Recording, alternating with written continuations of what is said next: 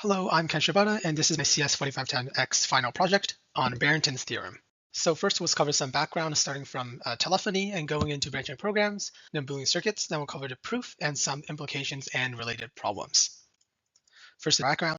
Branching programs as a concept was originally defined by a Bell Labs engineer in 1959 publication to represent switching circuits. So back then, you used to actually route telephone signals by moving switches, and you have one switch for each digit of your phone number. So you have a 5-digit phone number, you have 5 switches, and each of them with 10. So you have 100,000 lines, right? And then this switching circuit was done sequentially. So there's been kind of a layering of each of these. So this was what branching programs were made in order to represent these circuits, these switching circuits.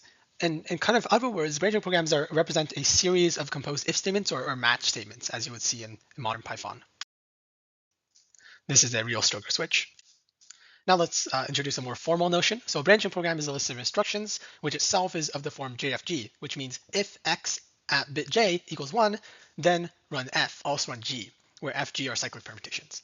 And while branching programs in general are definitely more general, we only consider permutations here. We only consider BPs that make permutations. In particular, we'll use the normal usual format, which is the parentheses format, to represent permutations. Cyclic permutation is the permutation consisting of one or more cycles, and this is the same format as you saw in the last slide.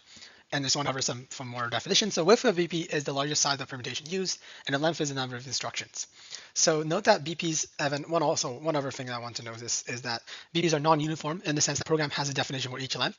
In other words, to generate that program for length n, we actually do not consider the time complexity of whatever method we use to generate that program for length n. So here's some examples of cyclic permutations. The very simplest one is on the left top, which is 1, 2, 3, 4, 5. 1 goes to 2, and so on and so forth. It's a shift, right? It's a shift right. We're going to have 2 cycles on the left bottom, 1, 2, 3, 4, 5. We can also have a different 5 cycle. We just have to list the characters separate differently. And then the identity is just done by having 5 separate cycles that do nothing, essentially. And in order to use branching programs, we need to have a notion of true or false because we're trying to simulate Boolean circuits. So true is going to be represented by some permutation, while false is going to be represented by the identity permutation. And as an example, we'll make a with2 branching program, which outputs true if the number of ones in the input is odd, false if the number of ones in the input is even. And in terms of instructions, we just need 1 and then the true permutation or identity, and we just continue that for how many number of bits we have. So every time a 1 is seen, the permutation 1, 2 is applied, which swaps the 2 places, right? And applying the swap twice will make it return to the original or identity.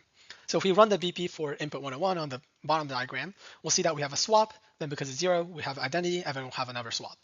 And the result is the identity, or even number of ones. So it was kind of assumed previously to the paper that these branching programs of small widths or limited state space essentially, and polynomial length would not be enough to compute complex functions. Specifically that a branching program of width 3 and 4 were already tried and they were shown to not be basically next class 1, which is a measure of how complex a program is essentially, or Boolean circuit is essentially. And it was thought that width 5 would have the same result. However, this is not the case.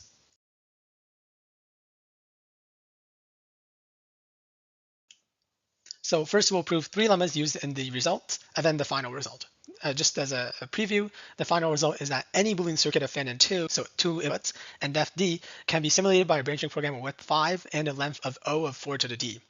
And this shows, again, that specific Boolean circuits have equivalent power to branching programs with a fixed memory, just polynomial time.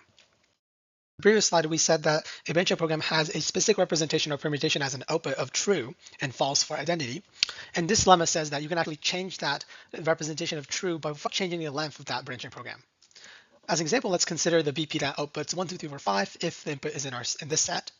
And a simple implementation we have, and we can change this to, instead of outputting 1, 2, 3, 4, 5, we can make it output 1, 3, 2, 4, 5 by replacing every single of these. Representing every single instance of sigma with tau and every single instance of tau with sigma. The next lemma is that if a set or a language can be recognized by a branching program, its complement can also be recognized by another branching program of the same length.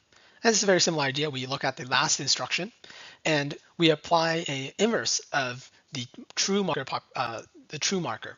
So if, let's just run our B prime. So if B says sigma, so the input is in the language, then B prime will say sigma compose sigma inverse, which is the identity, which is false. So essentially, this is our Boolean negation, but in permutations. This is our last lemma. It's going to be a bit more confusing, but it's used to implement and it's pretty important. The commutator, as a general notion, is a measure of how much operations are not commutative. So in linear algebra, this will be something like AB minus BA, where if you notice AB equals BA, so if it commutes, then the commutator is literally 0. For a permutation, it's A times A compose B compose A inverse compose B inverse. And the third lemma is that there exist 2 with 5 permutations, whose commutator is also A with 5 permutation. And you can just see those there. Now, Barrington's theorem will actually prove the Barrington's theorem with strong induction. And for d equals 0, because there's no gates, and there we have a fan-in of 2, one of the inputs must directly connect to the output. So that's trivially possible to make a branching program. Now, assume that Barrington's theorem holds for any def k, and we prove that it holds for k plus 1. And without loss of generality, we can assume our output gate is an AND gate, because it's an OR gate. We can just use lemma 2 to swap it out and use De Morgan's, right? And we split the circuit into k part and the last layer, so C1 and 2. And we can make branching programs using the inductive hypothesis, branching programs BL and BR for both C1 and C2, which is our kind of our substituent parts of our Boolean circuit. Using lemma 1, we can redefine BL and BR such that their true outputs are 1, 2, 3, 4, 5 and 1, 3, 5, 4, 2. And then we can also make the opposite of these. Then we can use our last lemma, the commutator lemma, to make the output the commutator of these two, and set the commutator to represent true. And if we simulate B, if BL outputs true and BR outputs true, so we have our 2 points of our commutator, this output commutator, which is true. Otherwise, you'll get an identity permutation somewhere, which would essentially collapse the whole thing because the identity commutes with other things. And this will make it all false. And because since B is composed of 4 subprograms, right, there's going to be 4 times 4k is going to be the length, which is 4k plus 1. So we have proven our Barrington's theorem.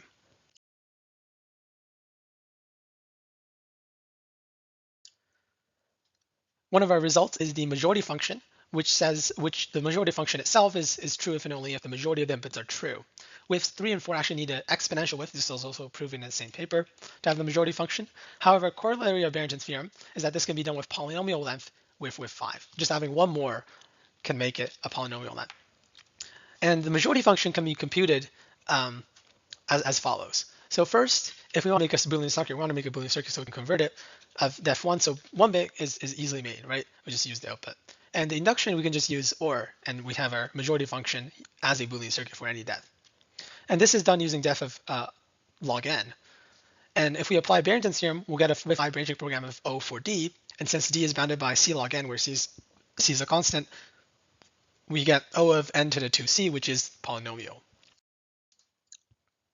Another application is homomorphic encryption, which is a scheme that allows computations while data itself is encrypted. So you don't actually need to own your own hardware in order to do computation privately. One of the applications that Barrington's theorem is being used is bootstrapping, where homomorphic encryption incurs error for each operation that's being done. However, what you can do is you can evaluate the decryption function on the ciphertext using homomorphic encryption in order to reset the amount of error. One of the major issues with this was that bootstrapping itself had an error, which is more than polynomial, but a 2014 result showed that bootstrapping could be done with polynomial error, and it actually used Barrington's theorem Barrington's theorem's problem to sequentialize or reduce the memory usage, make it constant of a Boolean circuit in polynomial time.